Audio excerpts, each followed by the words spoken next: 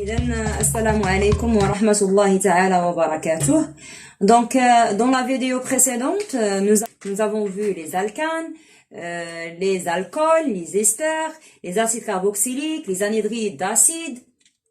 Aujourd'hui, nous allons voir les réactions d'estérification et d'hydrolyse. Alors, en deux réactions d'estérification et d'hydrolyse. Alors, on commence par les réactions d'estérification. Donc, c'est quoi une réaction d'estérification? Donc, une réaction d'estérification est une réaction entre un acide carboxylique, ça veut dire RCOOH, et un alcool R'OH. Donc, R et R' sont différents. Bien, ce qui nous donne un ester et l'eau plus H2O. Donc, la molécule d'acide perd le groupement hydroxyde, ça veut dire OH, alors que celle de l'alcool perd un hydrogène. D'accord? Ce qui conduit à la formation d'un ester et la molécule est une molécule d'eau. D'accord? Alors, un exemple, CH3, CH3, CO, OH, plus CH3, CH2, OH. Donc, cette réaction est une réaction d'estérification, bien sûr.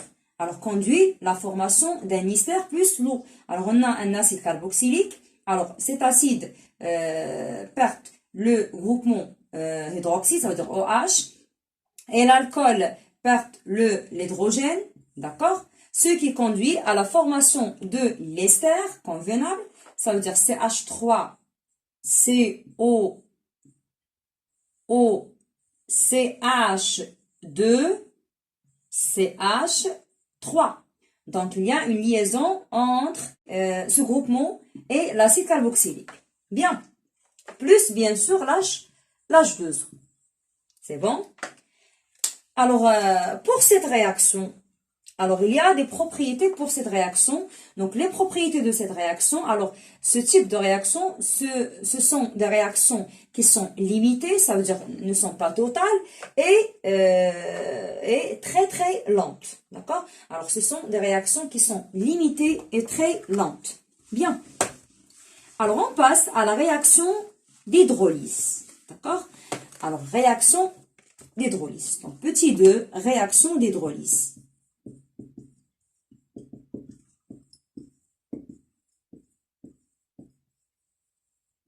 D'accord? Alors, réaction d'hydrolyse. Donc, pour la réaction d'hydrolyse, c'est l'inverse de la réaction d'estérification.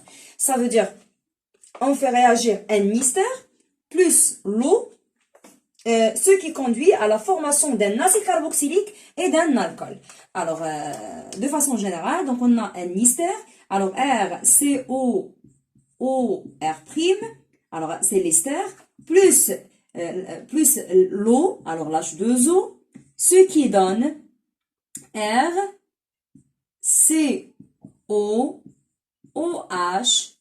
plus un alcool, R'OH. Donc, un ester, l'eau, bien sûr, un acide carboxylique et un alcool.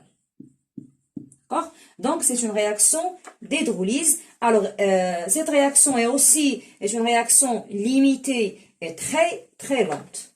D'accord? Bien. Un exemple d'une réaction d'hydrolyse. Donc, prenons par exemple CH3, CO, O, CH3, plus l'H2O.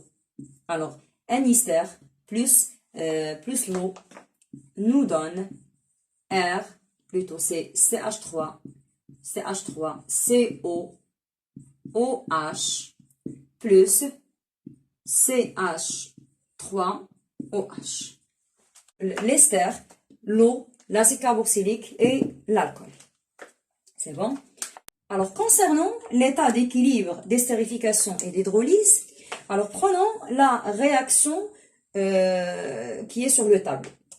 Donc, les réactions, bien sûr, on sait que les réactions d'estérification et d'hydrolyse sont bien sûr l'une ou bien sont l'inverse l'une de l'autre. D'accord? C'est-à-dire elles se produisent simultanément. Donc, dans le sens 1, on a le sens d'estérification, ça veut dire la formation d'un ester, alors que dans le sens 2, c'est le sens d'hydrolyse, ça veut dire dans le sens de la formation d'un acide carboxylique et d'un alcool. Bien. Donc, à l'état initial, ça veut dire à T égale 0, la quantité de matière des produits est nulle. Ça veut dire qu'il n'y a pas de produit. Donc, le système évolue dans le sens 1, avec bien sûr une vitesse V1. C'est bon? Au cours du temps, la quantité de matière des réactifs diminue, alors que celle des produits augmente. Donc, dans ce cas, le système évolue dans le sens 2, avec une vitesse V2. À un certain temps, la vitesse de formation des produits est égale à celle de disparition de ces produits. Ça veut dire que V1 est égal à V2. Donc, dans ce cas, on dit que l'équilibre est atteint. Ça veut dire que l'acide, l'alcool, l'ester et l'eau sont coexistants. Ça veut dire se trouvent simultanément. C'est bon? Bien. Donc, cette transformation, puisqu'on est à l'état d'équilibre, d'accord? Cette transformation, bien sûr, est caractérisée par une constante d'équilibre. C'est bon? K est égale, bien sûr, la concentration de l'ester, fois la concentration de l'eau sur la concentration de l'acide fois la concentration de l'alcool.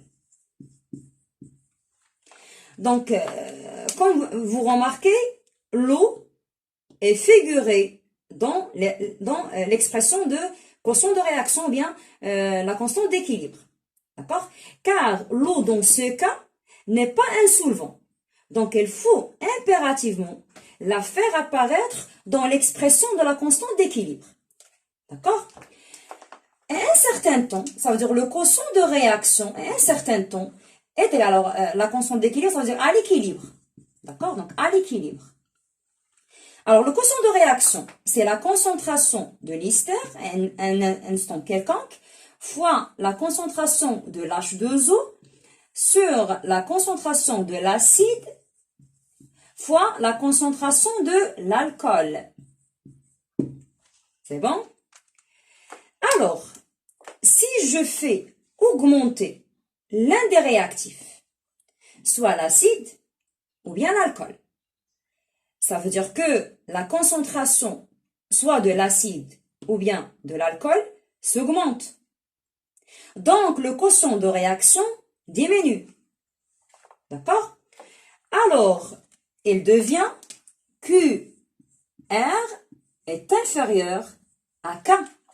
Donc, dans ce cas, le système évolue dans le sens 1. Ça veut dire dans le sens de l'estérification. Ça veut dire dans le sens de formation de l'ester. C'est bon? Alors, si je retire l'un des produits, soit l'eau ou bien l'ester. D'accord? Alors, si je retire l'un des produits, soit l'eau ou bien l'ester. Alors, qu'est-ce qu'on remarque? Donc, cette élimination entraîne aussi une diminution de QR, ça veut dire diminution de quotient de réaction. Alors, il devient inférieur à K. Ça veut dire QR est inférieur à K. Alors, dans ce cas aussi, il y a une évolution dans le sens 1. Ça veut dire dans le sens de formation de l'ester. Donc, on peut conclure que le déplacement d'équilibre peut être effectué soit en utilisant l'un des réactifs en excès, d'accord? Soit à l'état initial ou bien à l'état d'équilibre, soit en éliminant l'un des produits au cours de sa formation. D'accord? Bien. Alors, une question. Pour quelle raison on utilise l'un des réactifs en excès et on retire l'un des produits au cours de sa formation? Alors, la réponse est simple. Donc, pour augmenter ou bien modifier le rendement de cette réaction. D'accord? Donc, c'est quoi le rendement? Le rendement, R, est égal à la quantité de matière de l'ester obtenue expérimentalement sur la quantité de matière attendue. Ça veut dire N max. C'est bon? Donc, c'est le rendement. Bien sûr, elle est exprimée en pourcentage. D'accord? Alors, les réactions d'estérification et d'hydrolyse sont des réactions qui sont lentes. Donc, comment on peut augmenter la vitesse de réaction et la valeur de taux d'avancement? D'accord?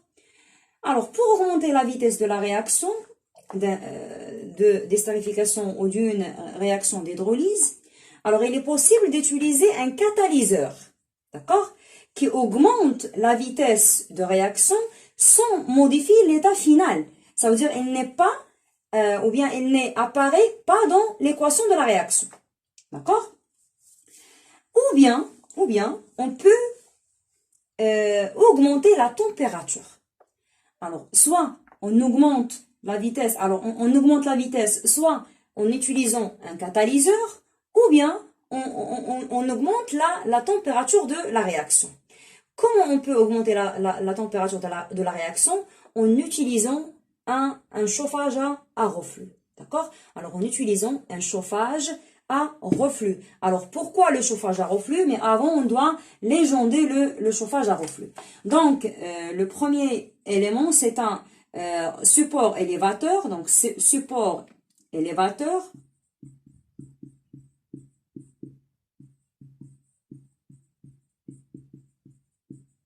Deuxième élément, c'est le chauffe-ballon. Donc, c'est le chauffe-ballon.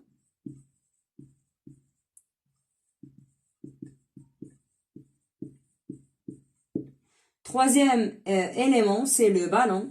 Voilà, donc c'est le ballon.